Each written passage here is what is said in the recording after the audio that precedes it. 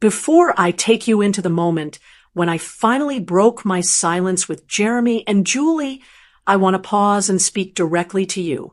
If you've ever felt dismissed by your own family, ignored when you needed them most, or treated like your worth came down to what you could give instead of who you are not alone. It is never too late to protect your dignity and stand firm in what you know is right. But I also know that standing firm often carries a heavy price.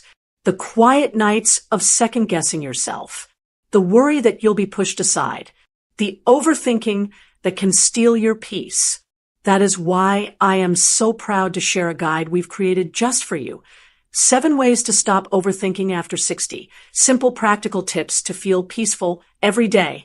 Inside, you'll find straightforward steps to quiet the noise of family drama, let go of guilt, and finally claim that calm, steady peace you deserve every single day.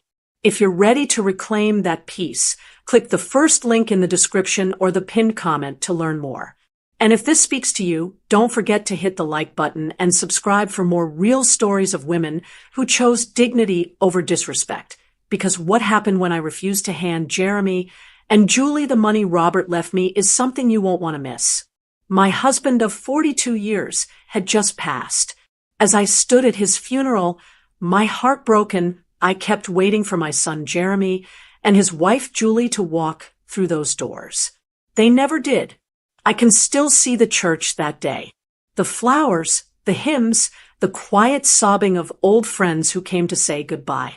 I sat in the front pew, staring at the casket, wishing the past year had gone differently, wishing my husband, Robert, had more time. But what cut me almost as deep as losing him was looking back, again and again, toward the back of that church. Every time the door creaked, my heart jumped. I thought, maybe this time, it's them. Maybe Jeremy, my only child, had finally decided to come honor his father. Maybe Julie would be at his side. But each time, it was someone else. A neighbor, an old coworker, a cousin I hadn't seen in years. Everyone came, it seemed, except my own son and his wife. I tried to focus on the words being spoken, on the prayers, on the memories of the man I loved since I was a young woman.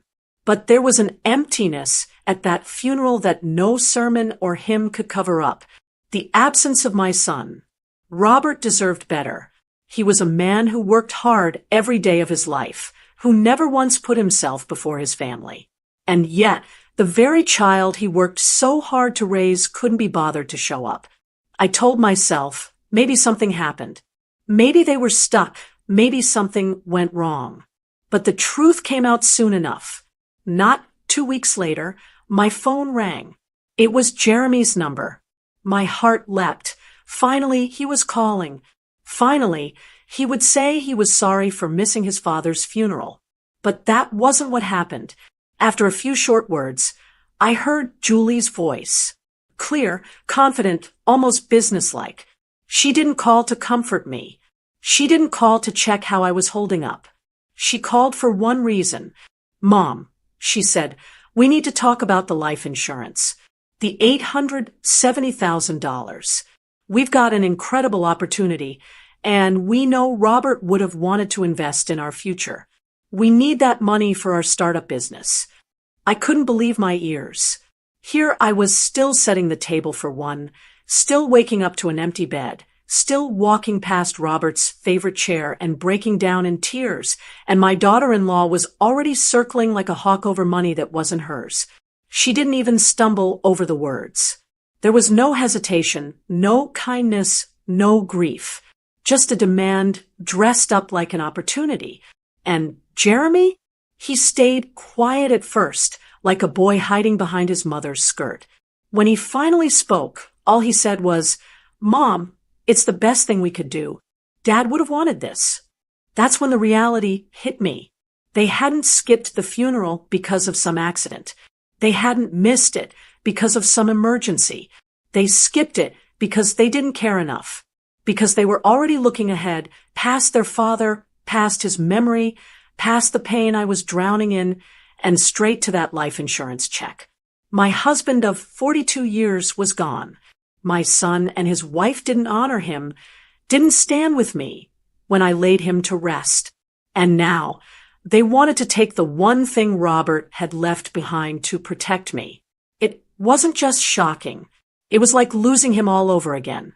But what Jeremy and Julie didn't know is that I wasn't as weak as they thought. They believed I would bend.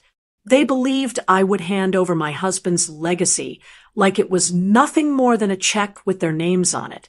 What they didn't expect was that I had already made up my mind. That $870,000 was going to do exactly what Robert wanted it to do, protect me, and carry his name forward with dignity. And by the time I was done, Jeremy and Julie would regret not only missing their father's funeral, but also daring to think they could use his death to line their pockets. This is my story. My name is Donna Reynolds, and I'm 68 years old. I've lived in the same town in Indiana most of my life. It's not a big place, but it's the kind where people know your name at the grocery store and wave when you drive by. I've always lived a simple life, and I never minded that. I married my high school sweetheart, Robert Reynolds, and for more than 40 years, he was my anchor. Robert wasn't flashy. He wasn't the type to brag or make a fuss, but everyone who knew him respected him.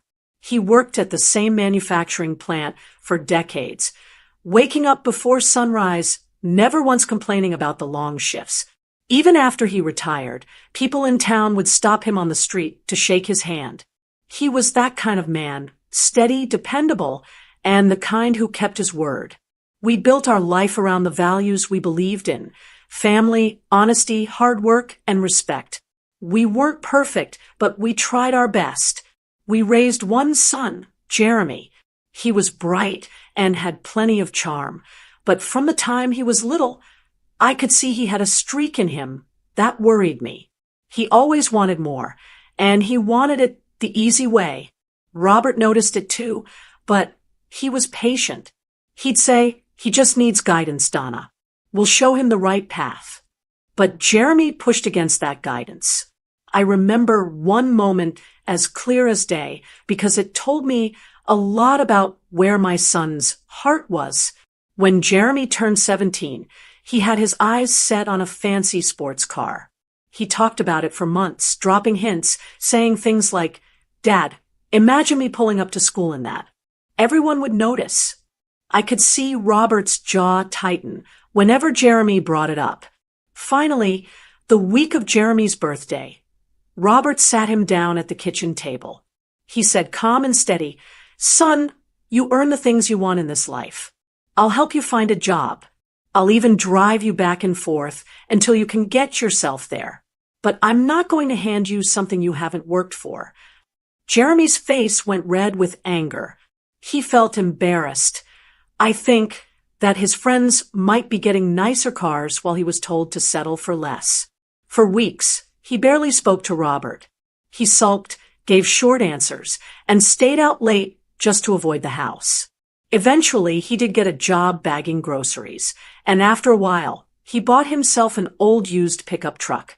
It wasn't pretty, the paint was chipped, and it rattled if you went over 50, but it got him where he needed to go. Still, I could tell the resentment stayed with him. He never forgave Robert for not giving him that shiny car. Looking back now, that moment sits heavy in my chest. Robert was trying to teach him a lesson that mattered. He wanted Jeremy to know that real pride comes from effort, not handouts. But Jeremy never saw it that way. He saw it as being denied what he thought he deserved. And that feeling, I believe, stayed with him into adulthood. By the time Jeremy met Julie, I had already started to worry about the direction his life was taking. Julie was bright and outgoing, but she was restless. She always had a new scheme, a new project, a new plan to make it big. At first, I thought it was just youthful energy, the kind that might settle down with age. But instead of grounding Jeremy, she seemed to encourage the part of him that always wanted more without doing the hard work. She would talk about business ideas, about investments, about turning small things into big money. I wanted to admire her ambition, but most of the time, it felt more like chasing shadows. Nothing ever stuck. The two of them together created a kind of whirlwind. They believed they were destined for something bigger, something better, but they didn't seem to realize that big things usually come from small, steady steps. Robert would sometimes shake his head after they visited, telling me quietly they want the world, Donna, but they don't want to break a sweat for it. It was hard for him. He loved Jeremy deeply, but he struggled to watch the man our son was becoming. Robert tried, in his way, to keep steering him back toward the values we raised him with. He offered advice. He told Jeremy to be patient, to work hard, to respect what he had instead of chasing what he didn't. But Jeremy never truly accepted those lessons. He wanted the shortcut, and Julie, with all her big talk and big plans, only reinforced that belief. I think that's why Robert set up his life insurance the way he did. He wanted to make sure that if anything happened to him, I would be safe. He wanted me to have security after all the years we spent together. He knew Jeremy and Julie well enough to know that putting money directly in their hands would be dangerous. Now, standing where I am, I can see how the pieces fit. The boy who sulked because he didn't get a shiny car grew into a man who could skip his father's funeral and still demand a payout. And the young woman who once seemed full of ideas grew into someone who could look me in the eye, fresh from burying my husband, and call me about money. Robert did everything he could to pass on his values, but some lessons aren't accepted, no matter how much love is behind them. And that made what happened after his funeral all the more painful. After more than 4 decades of marriage, I thought Robert and I would have more years together. He had always been strong, steady, the kind of man who hardly ever took a sick day.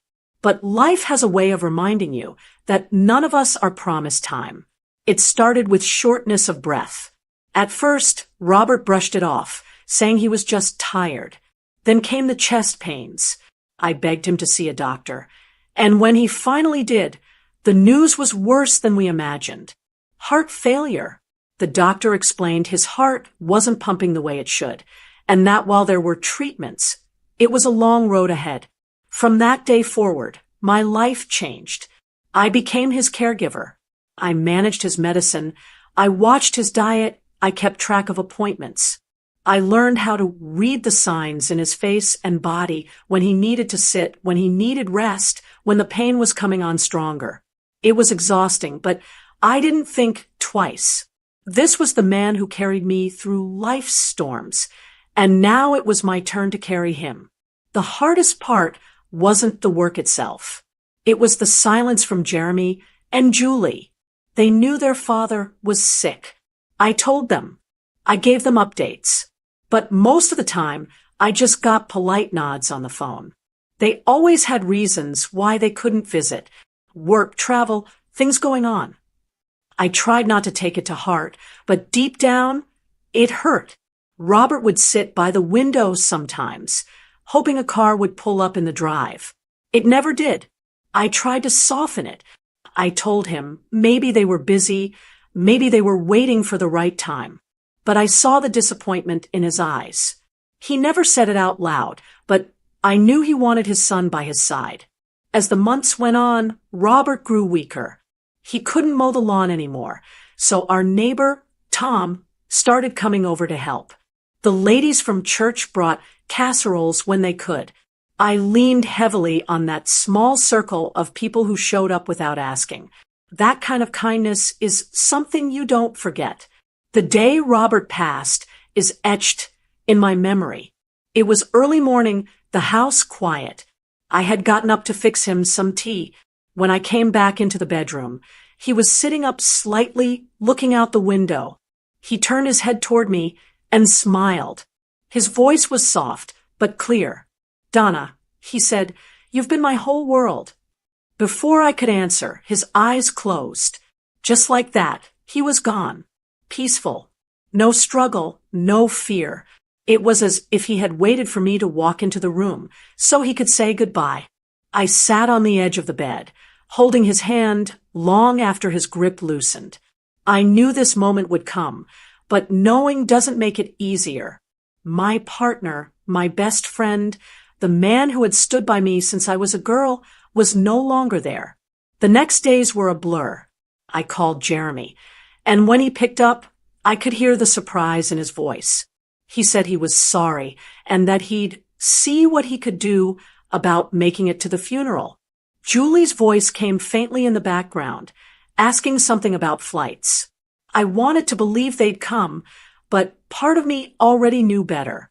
With Robert gone, I leaned on the people around me.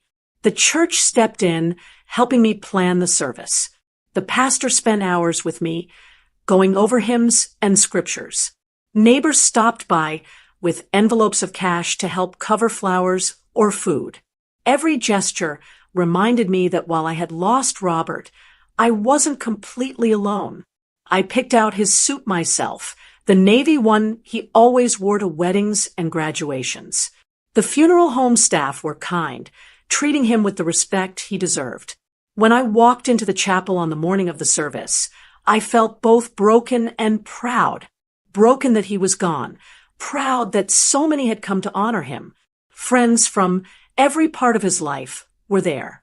Old co-workers, church members, even people from the plant who hadn't seen him in years. They shared stories about his steady presence, about how he never raised his voice, about how he was the one they trusted to get the job done. But through it all, I kept glancing toward the doors, waiting, hoping.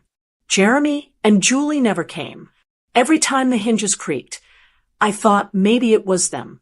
But it never was. And as I stood to deliver my words about Robert, I had to push down the lump in my throat.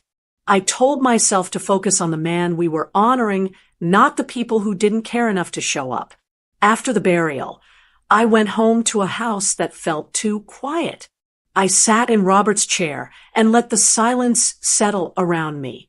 The phone didn't ring. No knock came at the door. Only later, weeks later, did Jeremy and Julie reach out. And when they did, it wasn't with sympathy. It was with a demand. And that's when the real heartbreak began. No wife should have to sit by her husband's bed alone in his last moments. Please share this story so more people understand what real love and commitment looks like. The morning of Robert's funeral, I sat at the vanity brushing my hair with trembling hands. The house was quiet, far too quiet, and each sound, the clock ticking, the faucet dripping, seemed to echo through the rooms. I slipped into my black dress, the same one I had worn to friends' funerals over the years, never imagining I'd be wearing it for my husband so soon. At the church, people were already gathering. Cars filled the lot, and men in dark suits shook hands at the entrance. Women hugged me as I stepped inside, some with tears in their eyes. The smell of lilies hung heavy in the air. As I walked down the aisle to the front pew, I could feel eyes on me. Some nodded in sympathy. Others gave small smiles meant to comfort. I took my seat and tried to steady my breathing. Behind me, voices murmured. "Where's Jeremy?" someone whispered. "Do you think he'll make it?" I stared straight ahead, pretending not to hear. I didn't have an answer. I wanted to say, of course he's coming. He's my son. He wouldn't miss this. But in my heart, doubt had already set in. The service began. The pastor spoke about Robert's life, his years at the plant, his dedication to family, his quiet strength. Friends stood to share memories. One man told how Robert had covered his shift when his wife went into labor. Another spoke of the time Robert fixed his truck after work without asking for a dime. I listened, proud but aching. Each story painted the picture of the man I had loved for more than 40 years. But with every creak of the doors at the back of the church, I turned my head, expecting to see Jeremy slip in. Each time, it was someone else, a neighbor, a cousin, an old friend. Never him. I could hear the whispers continuing. I thought for sure he'd be here. How could he not come? Poor Donna. The pity in their voices stung more than the grief itself. It wasn't just that Robert's own son wasn't there. It was that everyone else noticed too. His absence was loud, louder than any hymn sung that day. When it was my turn to speak, I stood slowly, my knees unsteady. I looked out at the crowd, at the sea of faces turned toward me, and I tried to focus on the man we were honoring. I talked about Robert's steady nature, how he never made promises he couldn't keep, how he taught me that love wasn't always about grand gestures, but about showing up every day. I wanted to talk about him as a father too, but the words caught in my throat. I could not bring myself to mention Jeremy, not when the empty seat behind me said enough. After the service, we moved to the graveside. The wind was sharp, cutting through the black coat I wore, and the sky was heavy with clouds. As they lowered the casket, I felt my chest tighten. I clutched the folded tissue in my hand, wishing Jeremy was there to place his hand on my shoulder, wishing he'd stand beside me as we said goodbye to his father. But he wasn't there. Instead, I leaned on neighbors, on cousins, on friends from church. They hugged me, whispered kind words, told me how much Robert meant to them. I appreciated it, but it wasn't the same. A woman needs her family in times like that. A wife shouldn't have to bury her husband alone when she has a son living just a few hours away. As the last handfuls of dirt fell onto the casket, I felt a hollow ache that no words could soothe. Robert was gone. My son was absent, and I was left to carry it all on my own shoulders. When the burial was over, people invited me back to the fellowship hall where tables of food waited.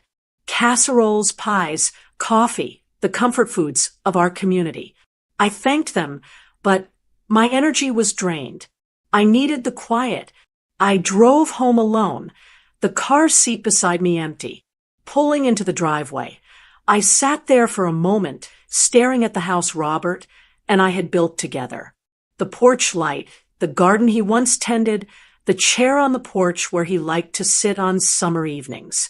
All of it looked the same, yet everything had changed. Inside, the silence was thick. I took off my coat, set it on the hook by the door, and walked into the living room. Robert's chair sat by the window, untouched. I lowered myself into it, letting the cushions swallow me, and stared out at the yard. I thought about how many evenings he'd sat there, sipping coffee, waiting for Jeremy to visit. And now he was gone, and Jeremy hadn't even come to say goodbye. That night, the house felt colder than ever. The refrigerator hummed in the kitchen, and the old clock ticked on the wall, but otherwise there was nothing, just me and the weight of what had happened. I had lost my husband, but in a way, I felt I had lost my son too. And though I didn't know it yet, the worst was still to come. Would you forgive your child if they missed their father's funeral? If your answer is no, like this video.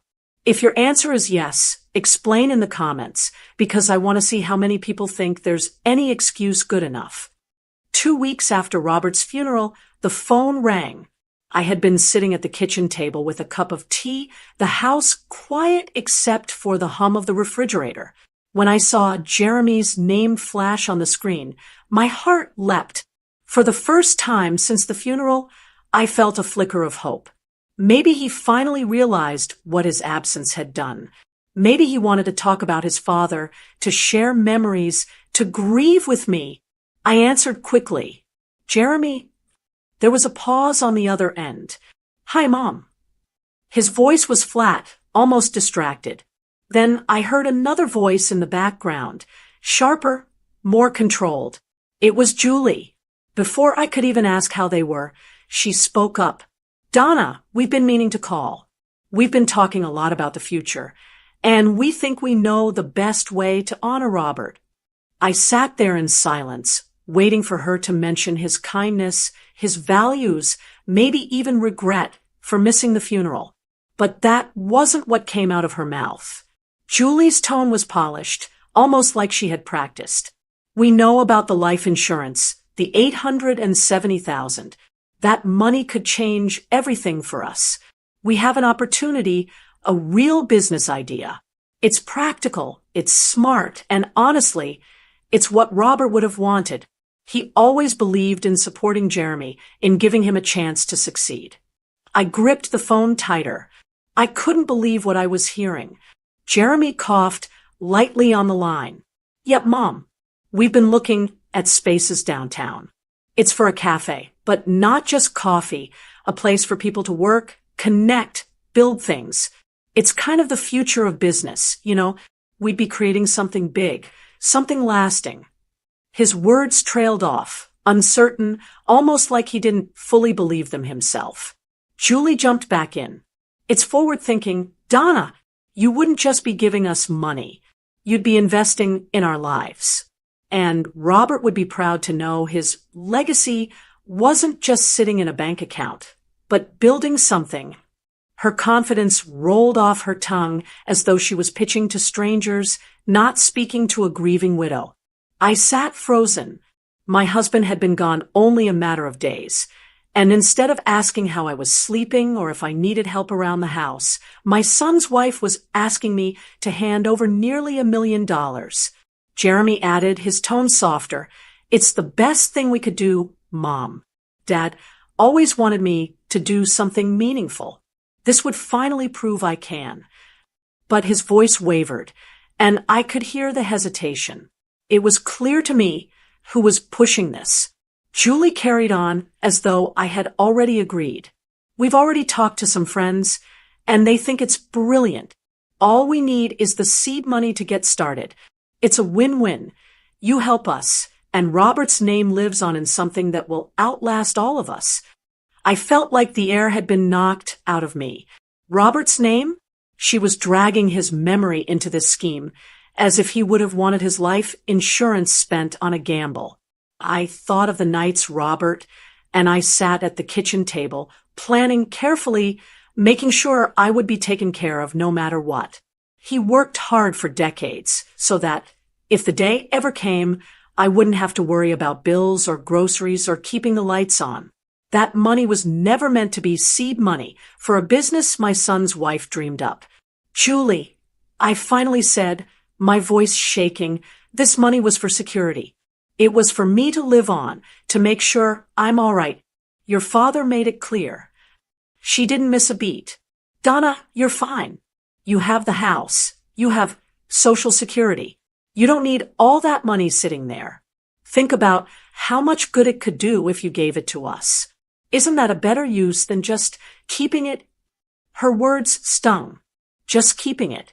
As though Robert's 40 years of hard work and sacrifice amounted to nothing more than numbers she could rearrange on a spreadsheet. Jeremy's voice chimed in again. Quiet. She's right, Mom. It's not like you'll spend it all. We could do something amazing with it. In that moment, my heart sank lower than it had even at the funeral. I realized my son hadn't called to comfort me. He hadn't called to share his grief. He had called to take. It wasn't only the request that hurt. It was the way Julie said it. Smooth, polished, almost cold. As if Robert's death was not a loss, but an opportunity. As if the life we had built together could be boiled down to a dollar amount to fund a coffee shop. I ended the call quickly, saying I needed time to think. When I set the phone down on the counter, my hands were trembling. For the second time in a month, I felt like I had lost Robert all over again. After that first call, I hoped the subject would die down. I thought maybe Jeremy and Julie would realize how wrong it was to bring up money so soon after Robert's passing. I expected at least a little space to breathe, to grieve. But that wasn't what happened. Julie started calling more often. Sometimes Jeremy's name would pop up on my phone, but when I answered, it was her voice I heard. She barely asked how I was doing. She jumped straight to the same topic, the insurance money. Donna, we've been running the numbers, she said one morning. This is really a once-in-a-lifetime opportunity. Don't you want to see us succeed? Don't you want Robert's legacy to be something bigger than a savings account? Her words cut into me. She spoke Robert's name as though she had the right to decide what his legacy should be. She knew as well as I did that Robert never cared for flashy ventures. He valued stability, hard work, and living within your means. But she twisted his memory to serve her own plan. Jeremy would get on the line sometimes, but his voice was different than hers. Hesitant, almost like he wasn't sure. He repeated her lines. Dad always wanted the best for us, or he would have wanted to invest in our future. But I could tell they weren't his own words. The truth became clear to me. Julie was the driver of this. She was the one pushing, the one making plans, the one turning Robert's death into a business pitch. Each call left me drained. At night, I'd sit in Robert's chair by the window, staring out at the quiet street, wondering how my life had turned into this. I had lost my husband, and instead of comfort, my son and his wife were treating me like a bank. As the days passed, Julie grew bolder. One afternoon, she called without Jeremy at all. Her voice was firm, like she was giving instructions. Donna, keeping all that money for yourself isn't right, she said. You're comfortable. You have the house. You have your retirement. You have Social Security. That money is just sitting there, doing nothing. We could turn it into something meaningful. You don't want to waste it, do you? Waste it. That's the word she used. As though Robert's 40 years of hard work, his countless overtime shifts, his missed holidays, were all wasted if the money wasn't handed to her. I bit my tongue, but inside my heart broke. This wasn't just about greed. It was about disrespect. Disrespect for me and for Robert's memory. Jeremy never defended me when she spoke that way. He stayed quiet, or worse, he echoed her. Julie's right, Mom. You don't really need it. Why not help us get started? We'll make you proud. I wanted to shake him. I wanted to ask, when did you stop thinking for yourself? When did you forget the lessons your father tried to teach you? But I held back. At night, when the phone was finally silent, I thought about Robert. I remembered the way he had tried to guide Jeremy as a boy. I thought back to that day at the kitchen table when Jeremy begged for a sports car, and Robert had told him, calm but firm, you earn the things you want in this life, son. Those words rang in my head louder than Julie's endless arguments. Robert had seen it then, the desire for shortcuts, the refusal to work for what he wanted. And now, years later, that same weakness was on full display. Only this time, Jeremy wasn't sulking alone. He had a wife by his side, a wife who turned shortcuts into speeches and guilt trips. The more they pushed, the more I felt the distance growing between us. I wasn't just losing a son to greed. I was losing him to her influence. One evening, after another exhausting call, I pulled out the folder Robert had kept with all our important papers. His handwriting covered the insurance forms, neat and careful. At the bottom of one page, he had written a note for me in his plain, straightforward way. This is for Donna, to keep her safe. I traced the letters with my finger and felt tears rise in my eyes. He had known this day might come. He had set things up, so I would never have to rely on anyone else, not even Jeremy. That night, I promised myself something. I wouldn't let Julie's smooth words or Jeremy's weak agreement undo Robert's intentions. This money wasn't theirs. It wasn't for cafes or co-working spaces or whatever big idea they were dreaming up this week. It was Robert's final gift to me, and I would protect it with everything I had. Still, the phone kept ringing. The pressure didn't let up. Each time I answered, Julie had a new angle, a new reason why it was the right choice. She spoke like it was inevitable, as though I would eventually cave in. But what she didn't realize was that every word only steeled my resolve. Because the more she pushed, the more certain I became. Robert had been right about Jeremy. He had always wanted the shortcut. And now, with Julie by his side, the shortcut had turned into a demand. It was a Tuesday afternoon when the knock came at my door. I wasn't expecting anyone. Most people called first, and by then I had learned to dread surprise visits. When I pulled back the curtain, my heart sank. There on the porch stood Jeremy and Julie. I opened the door slowly. "What are you two doing here?" Julie stepped forward with that same confident look she always wore, as though she had come to close a deal. Jeremy trailed behind her, hands in his pockets, eyes avoiding mine. "We thought it would be better to talk face to face," Julie said. Her tone was polite, but it carried an edge, like she was prepared for a fight. I let them in because I didn't want the neighbors seeing us argue on the porch. But the moment they crossed the threshold, the air in my house changed. I could feel my stomach twist, the way it does when you know something unpleasant is coming. We sat in the living room, the three of us. Jeremy sank into Robert's old chair without a thought, and that alone made my chest tighten. Julie leaned forward, hands clasped, ready to speak. "Donna," she began, "we're running out of time. The space downtown won't stay available forever. We need you to release the life insurance money now. It's the only way this will work." I stared at her, still shocked at the boldness. "Julie, this isn't your money. This was Robert's plan to take care of me." Jeremy finally spoke, his voice sharper this time. "Mom, stop acting like it's just for you. Dad would have invested in me if he were alive. You know he would have. He always wanted me to do something big."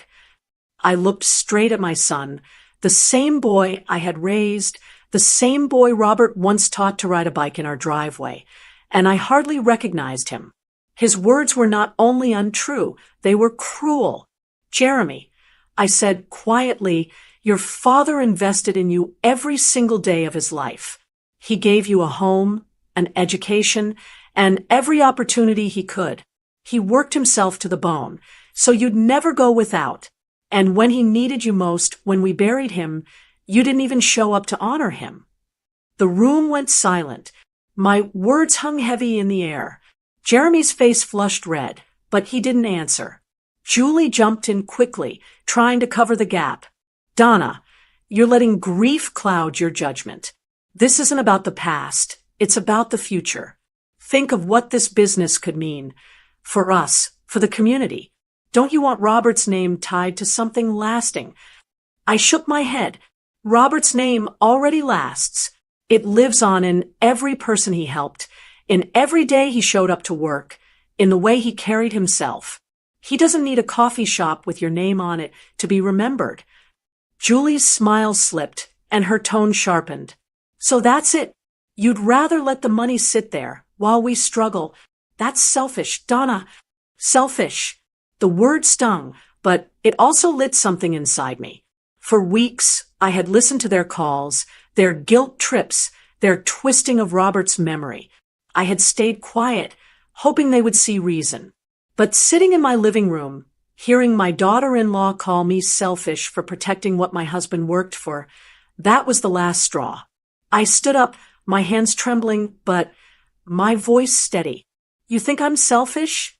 I gave up years of my life, caring for your father while you two were too busy to visit. I sat by his bed. I held his hand when he took his last breath. I buried him without my son standing beside me. Don't you dare come into this house and call me selfish." Jeremy shifted in his chair, his eyes darting to the floor. Julie crossed her arms, clearly not expecting me to fight back. "I have one answer for you both," I said firmly.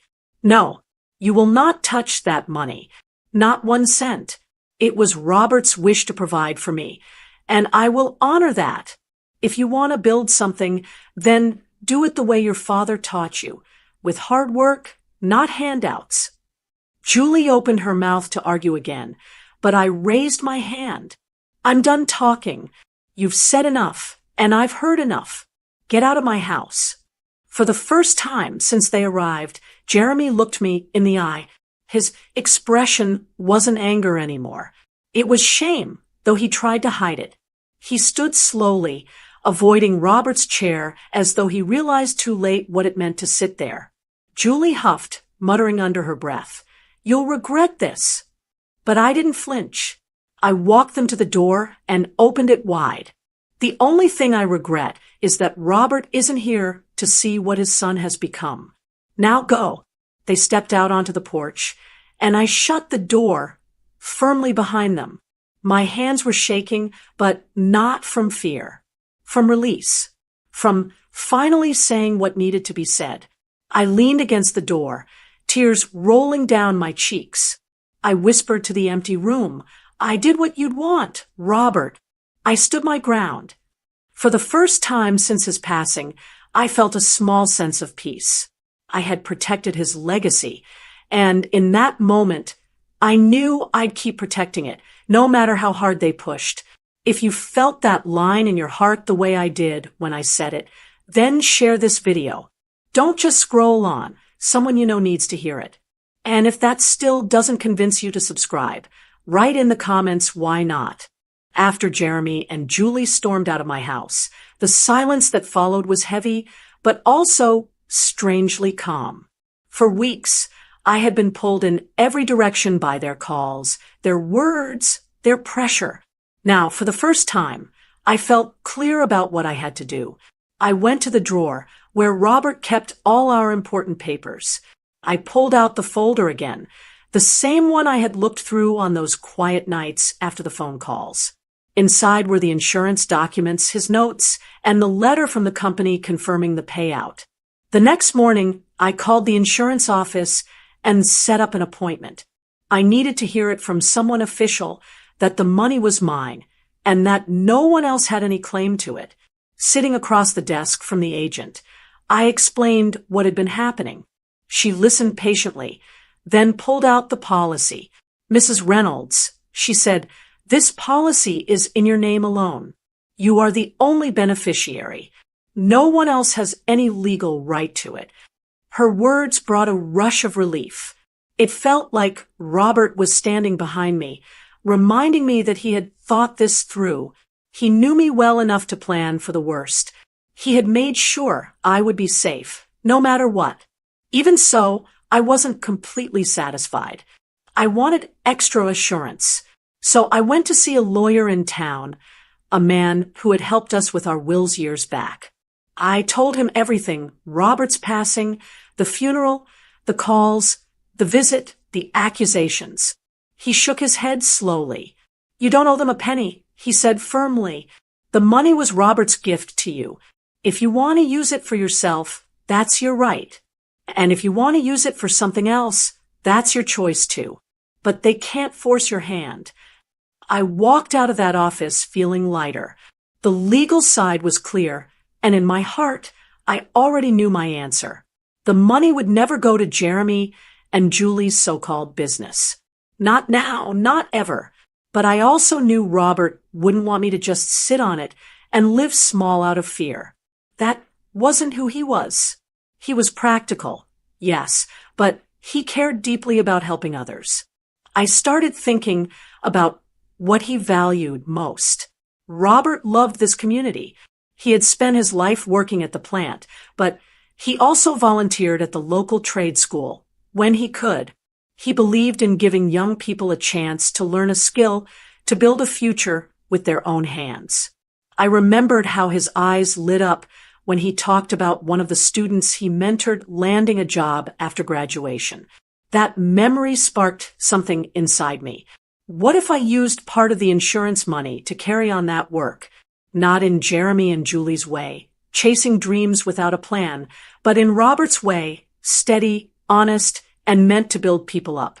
That evening, I sat at the kitchen table with a notepad. I started writing down ideas. A scholarship fund for trade school students, a donation to the school to update their equipment, maybe even a small endowment in Robert's name, so his legacy would live on in the very place he cared about. The more I wrote, the more right it felt. This was what the money was meant for, not for lining pockets, but for lifting others in a way Robert would be proud of. I picked up the phone and called the director of the local trade school. I told him about Robert, about his years of mentoring, about how much he believed in giving young people a fair start. His voice softened as he remembered Robert. He was one of the best volunteers we ever had.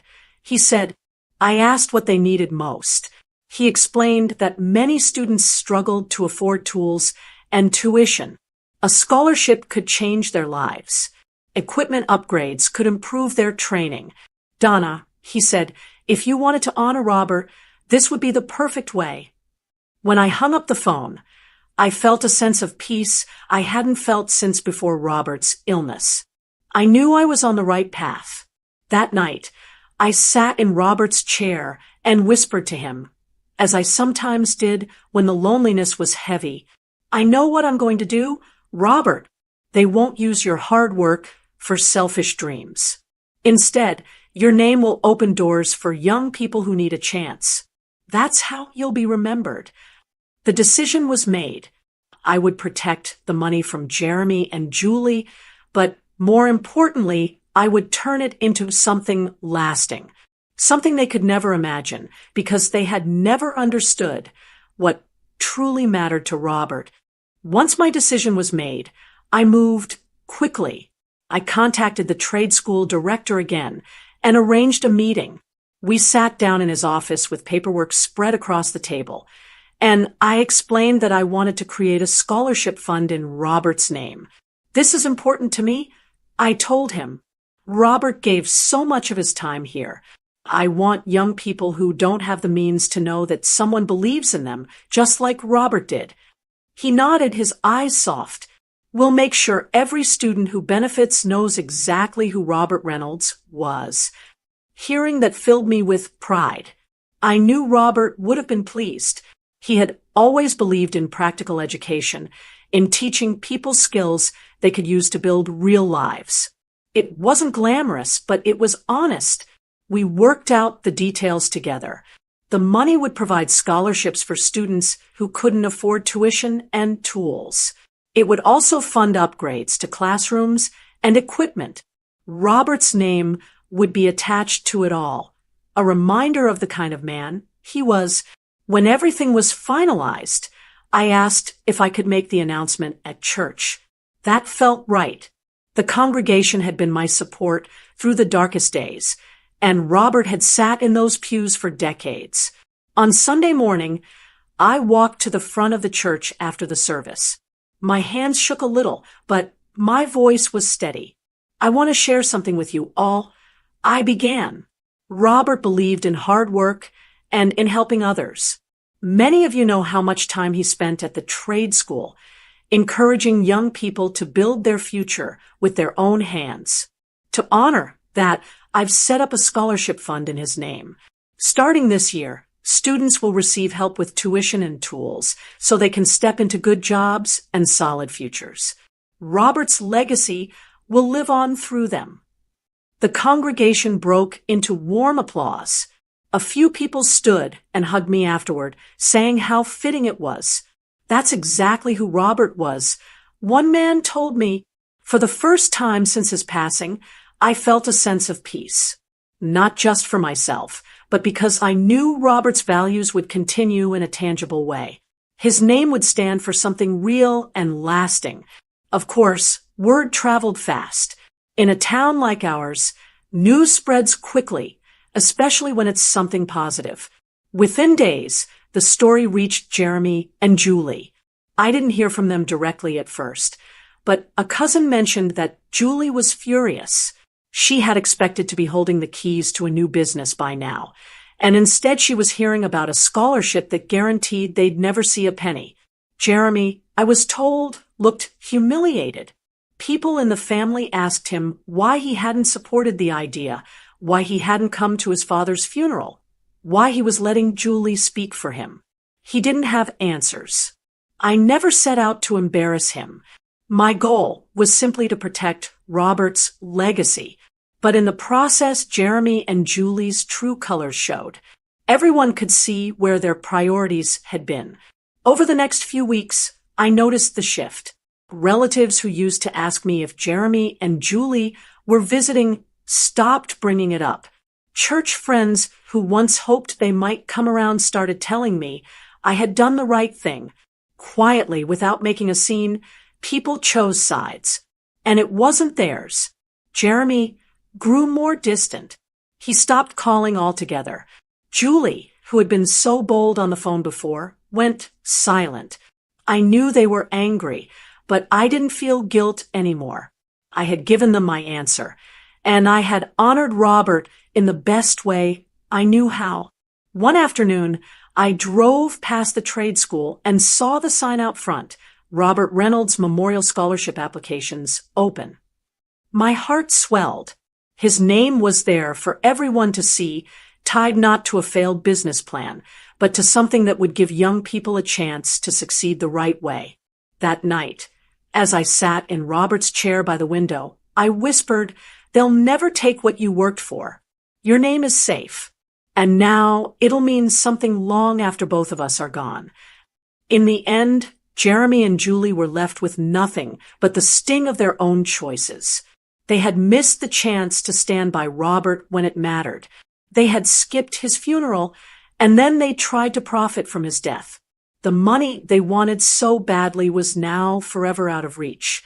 And while they sat in silence, isolated from the family, I sat surrounded by friends and neighbors who knew the truth. Robert's legacy wasn't a check to be cashed. It was a life of integrity, now carried forward in every student who would benefit from his scholarship. Losing Robert was the hardest thing I've ever faced.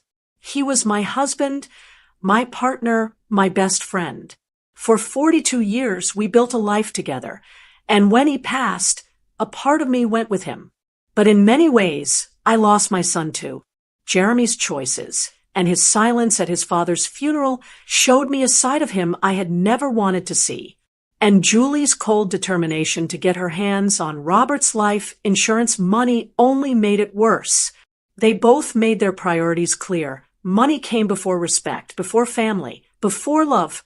At first, that realization nearly broke me. But as time went on, I began to see things differently. I may have lost the closeness I once dreamed of having with my son, but I gained something else.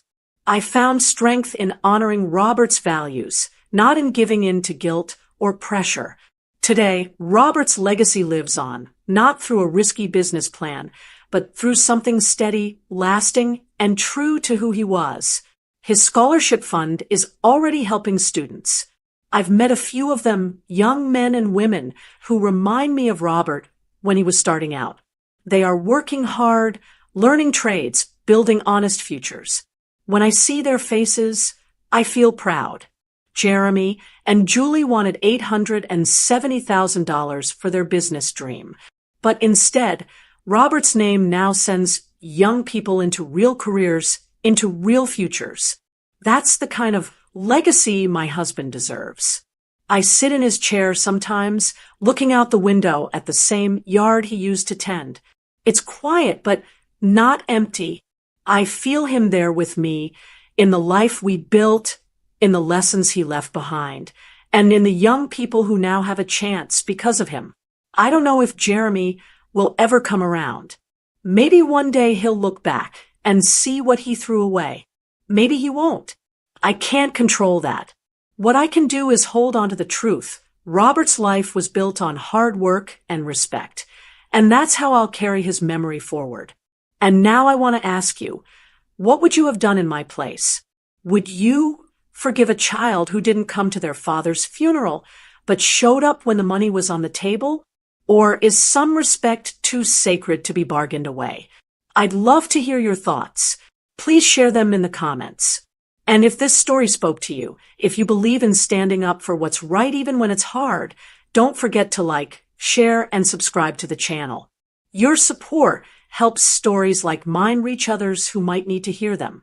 Lastly, the guide, 7 Ways to Stop Overthinking After 60. Simple practical tips to feel peaceful every day is waiting for you in the pinned comment. Thank you for listening.